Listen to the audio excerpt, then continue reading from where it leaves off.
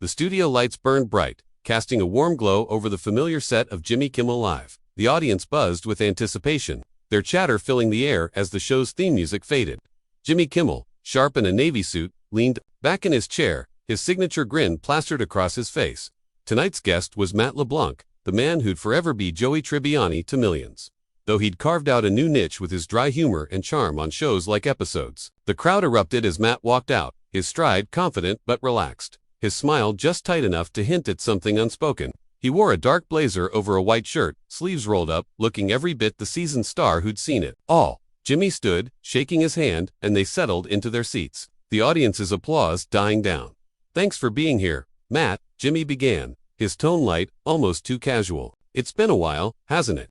Matt nodded, his eyes scanning the crowd briefly before landing on Jimmy. "Yeah, I don't get out much these days. You know, low profile. Keep it chill." The audience chuckled, and Jimmy leaned forward, his grin widening. "Low profile? Come on, you're Matt LeBlanc. People still yell, 'How you doing?' at you in the street, don't they?"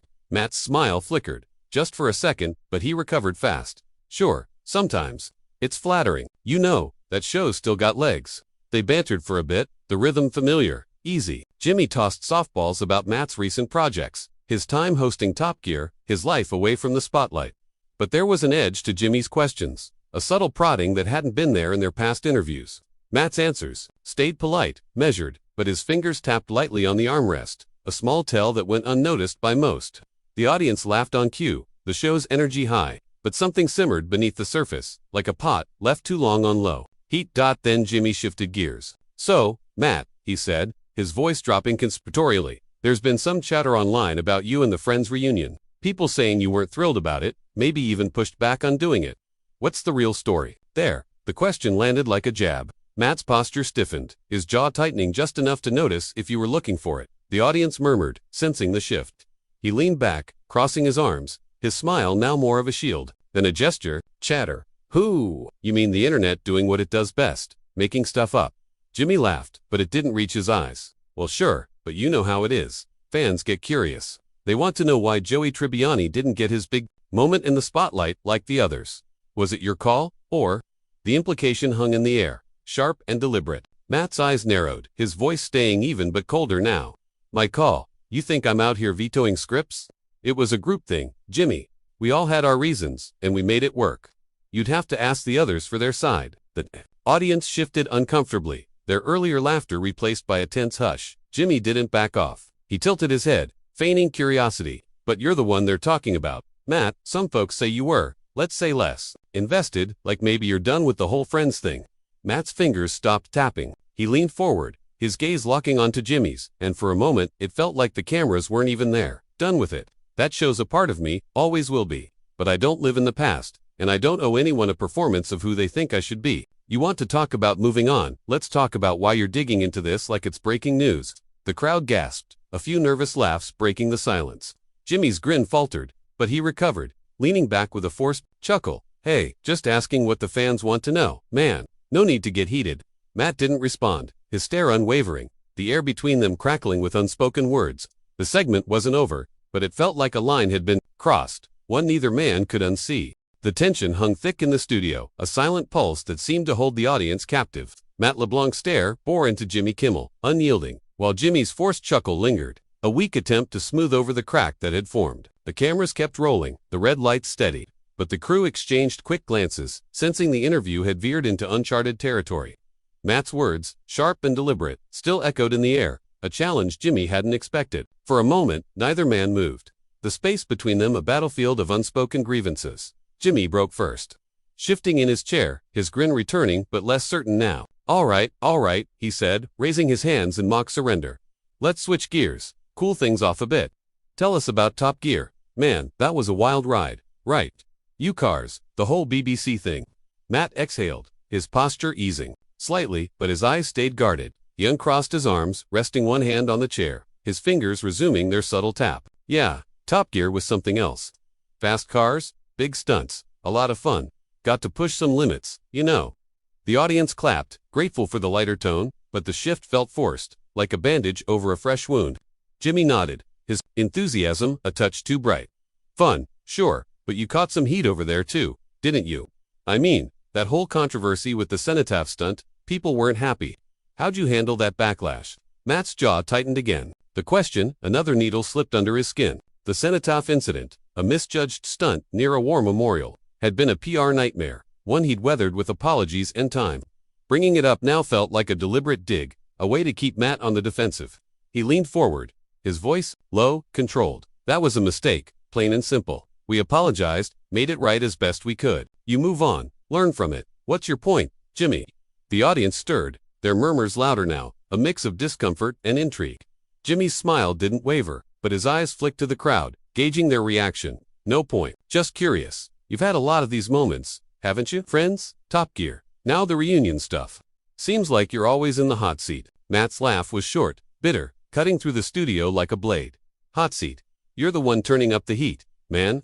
I came here to talk about my work, not to play dodgeball with your gotcha questions. The crowd gasped, a few cheers breaking through, emboldened by Matt's defiance. Jimmy's grin finally slipped, his face hardening for a split second before he caught himself.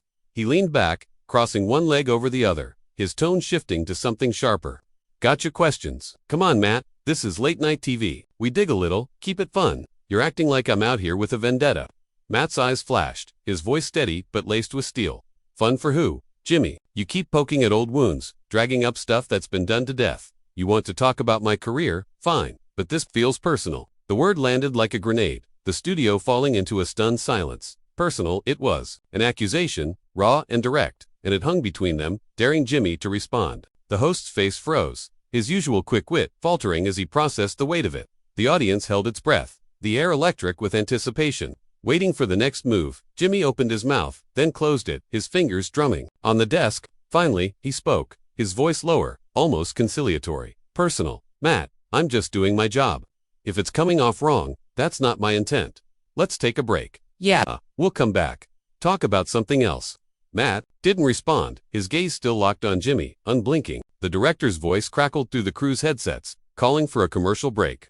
The lights dimmed slightly, the audience exhaling collectively as the show's jingle played. Matt stood abruptly, his chair scraping against the floor, and walked off the set without a word, his silhouette disappearing behind the curtains. The curtains swayed slightly as Matt LeBlanc vanished backstage, his abrupt exit leaving a void on the set.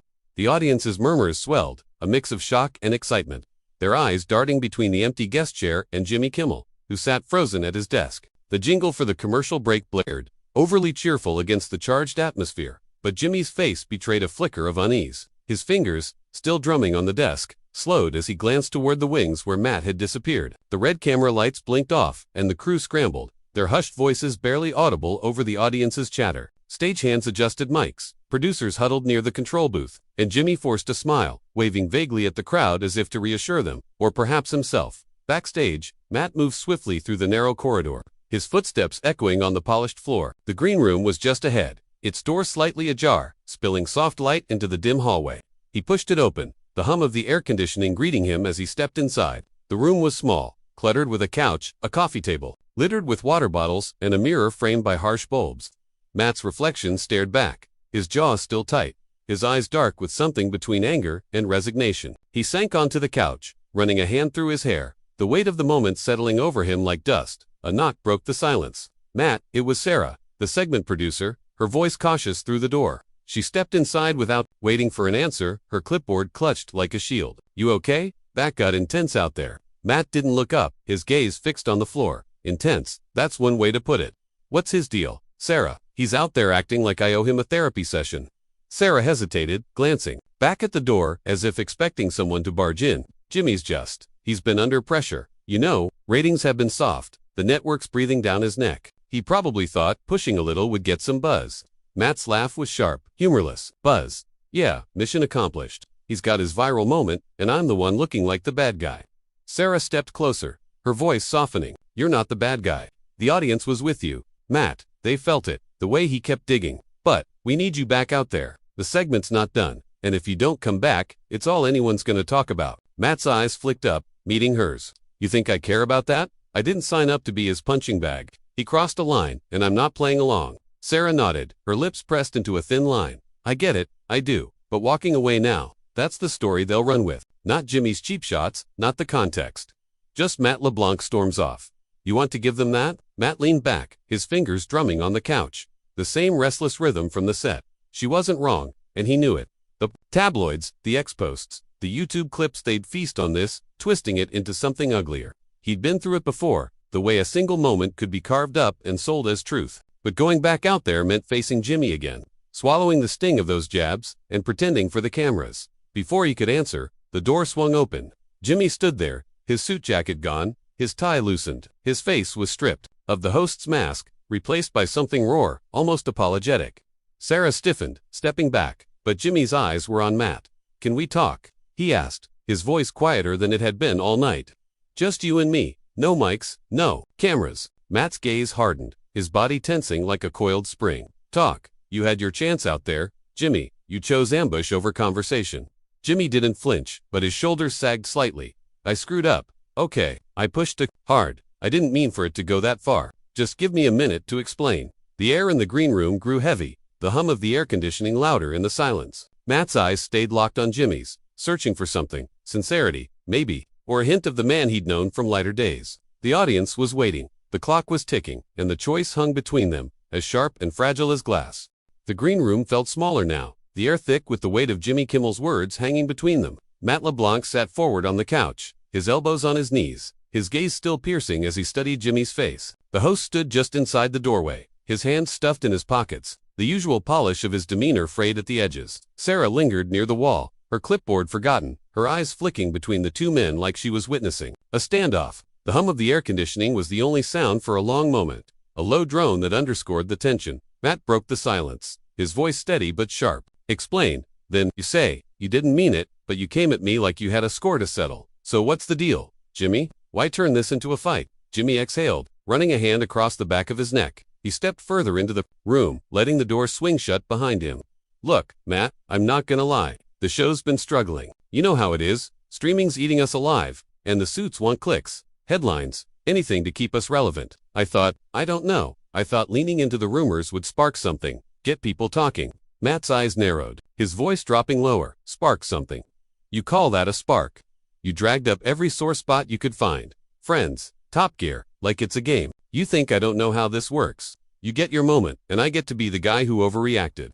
Jimmy flinched, just slightly, but enough for Matt to notice.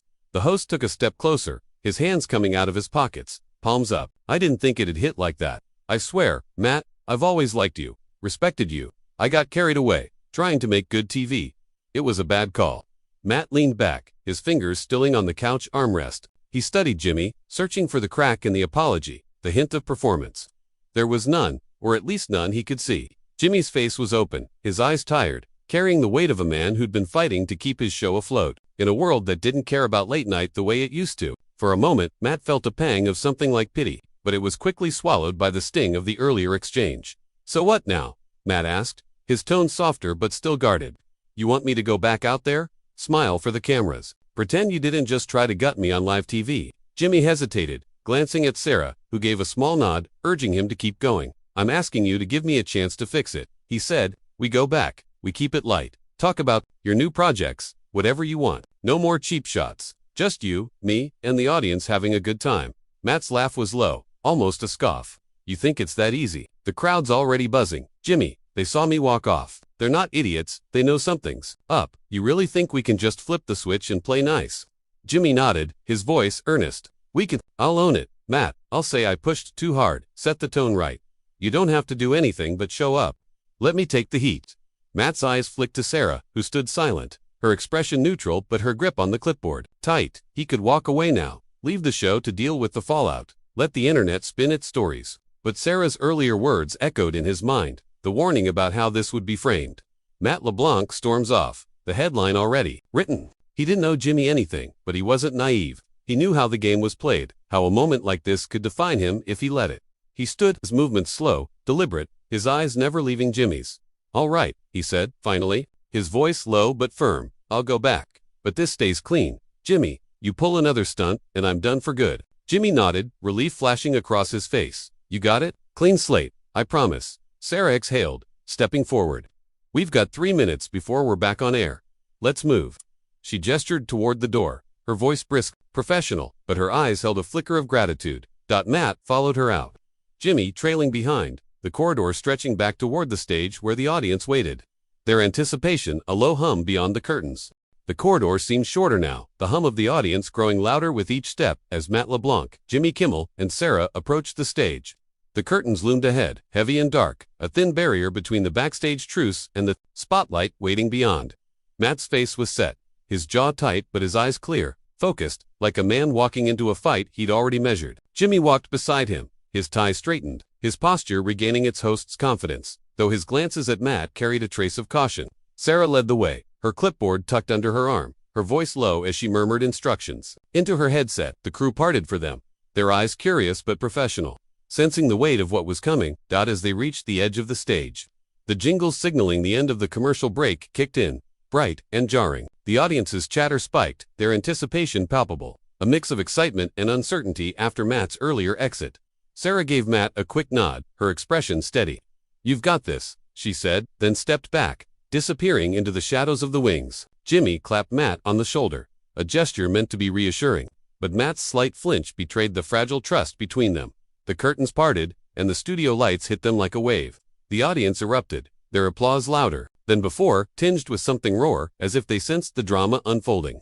Jimmy strode to his desk, waving at the crowd, his grin back in place but tempered, less cocky. Matt followed, his stride deliberate, his face neutral but not cold. He settled into the guest chair, the same one he'd left minutes ago, and the crowd's cheers softened, waiting for what would come next. Jimmy leaned forward, his hands clasped. On the desk, his voice warm but careful. "Welcome back, everybody. Matt LeBlanc's still here, and I'm grateful for that." The audience laughed lightly, a few claps breaking through. Jimmy's eyes met Matt's, a silent acknowledgement. "I gotta say, Matt, I got a little carried away earlier. Pushed too hard on some stuff that didn't need pushing. That's on me. So let's hit reset, have some fun, and talk about what you're up to now." The crowd applauded, louder this time, their relief audible. Matt's lips curved into a small, guarded smile, his posture easing just enough to signal he was willing to play along. "Reset sounds good," he said, his voice steady, drawing a few cheers. "Let's talk about something that doesn't involve ancient history." Jimmy nodded, his laugh genuine, or at least close enough. "Deal. So, you've been working on some new stuff, right? I heard you're producing now, getting behind the camera. What's that like?" Matt leaned back, his fingers resting on the armrest, no longer tapping. "It's different, man. Acting's one thing, but producing, you're in the trenches, making calls, solving problems. I like it though. Keeps me sharp, lets me tell stories without being in front of the lens all the time." The conversation flowed easier now, the earlier tension not gone but buried beneath the rhythm of a practiced interview. Jimmy stuck to safe ground, asking about Matt's latest project, a dark comedy series he was producing. And Matt's answers were thoughtful, laced with the dry humor that had always been his trademark. The audience laughed on cue, their energy lifting, the show regaining its familiar groove. But there was a fragility to it, a sense that the piece was temporary, held together by mutual restraint. That then, midway through a story about a chaotic day on set, Jimmy's tone shifted, just slightly. "Sounds like you're loving the producing gig," he said, his grin widening.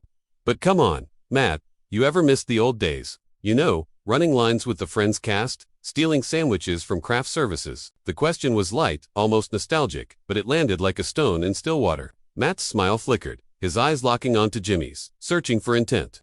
The audience chuckled, unaware of the undercurrent, but the air between the two men tightened again.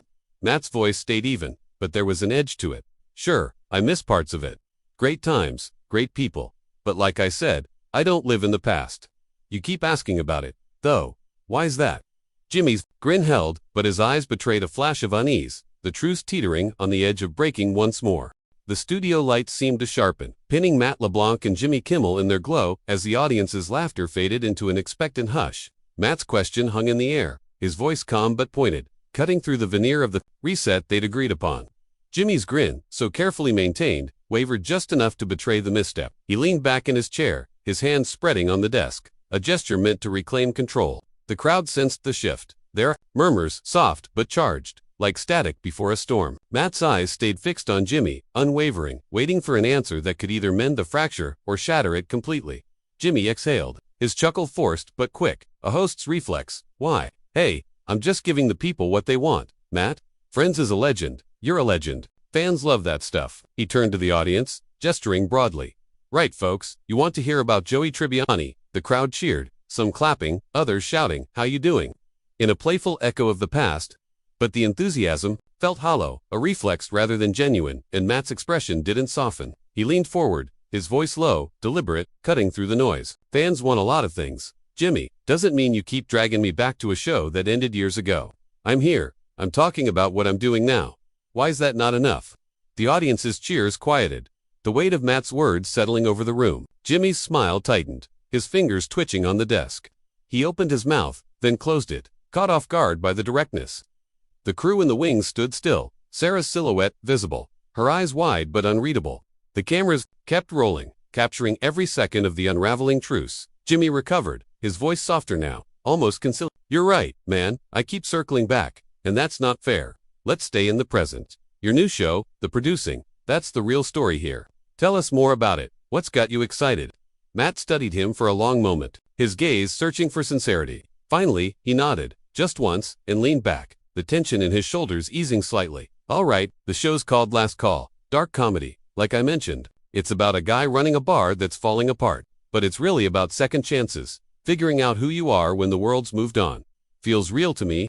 The audience clapped, their energy lifting, grateful for the pivot. Jimmy seized the moment, his grin returning, more genuine now. That sounds like something I'd watch. You're out here telling stories that hit deep.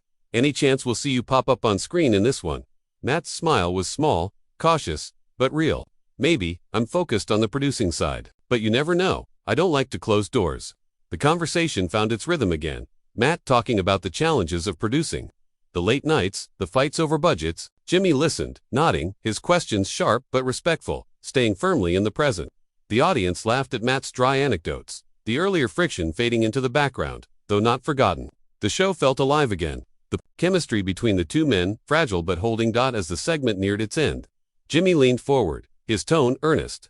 Matt, I gotta say, it's been great having you here, even with the bumps. You're doing incredible stuff, and I'm glad you stuck it out tonight. Matt nodded, his expression softer now, though his eyes still carried a trace of wariness. Thanks for having me, Jimmy. Let's just say it's been memorable. The audience laughed, their applause swelling as Jimmy stood, extending a hand. Matt rose, shaking it firmly, the gesture brief but deliberate.